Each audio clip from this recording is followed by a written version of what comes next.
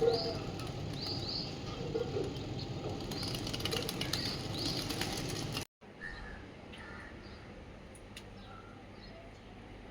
Morning. আজ রবিবার।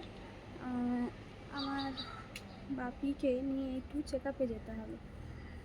কিছু প্রবলেম ধরা পড়েছে, খুব সামান্য মাইনর প্রবলেম। তো তার জন্যই কিছু টেস্ট আছে, ডাক্তারে দিয়েছে, তো সেই টেস্টগুলো করানো হবে। আজ অনেকটা ভোর ভোর উঠেছিলাম, কিছুটা কাজ কমপ্লিট করে যাব। এই বাড়ির সামনেই আছে আমাদের, ওখানেই করাবো টেস্টটা। তো তারপর ওখান থেকে এসে তারপর বাদ বাকি কাজ হবে। চলো ওখানে গিয়ে আবার দেখা হচ্ছে। বেরিয়ে তো পড়লাম, কিন্তু এই রোদ দেখে মনে হচ্ছে যেন আমি ভর দুপুরে বেরিয়েছি। এখন সকাল বাজে ওই 7:45 মতো। বাড়ি থেকে 2 মিনিট হাঁটা পথ জিমস ডায়াগনস্টিক সেন্টার, ওখানেই চেক আপগুলো হবে।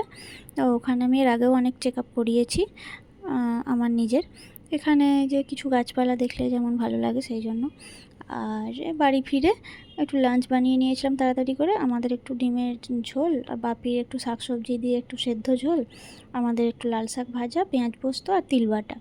বাপির এখন একদম লাইট খেতে হবে, কোনো রকম মাছ বা ডিম মাংস কোনো কিচ্ছু চলবে না। শাকসবজির মধ্যে থাকতে হবে, ফলের মধ্যে থাকতে হবে, আর মাঝের মধ্যে পোস্ত। এবার পোস্তটা ওই কোনো দিন ঝিঙে পোস্ত, কোনো দিন পেঁয়াজ পোস্ত, কোনো দিন পোস্ত বাটা, এইরকম ঘুরিয়ে ফিরিয়ে দিতে হবে। আর বাজারে গিয়ে তন্ময় ওই কচু শাকটা দেখে ও এবার ওটা নেবে বলছে। ফ্রিজে একটা ইলিশ মাছের মাথা আছে, ও জানে, তো বলছে এবার ওটা দিয়ে এটা বানাতে হবে।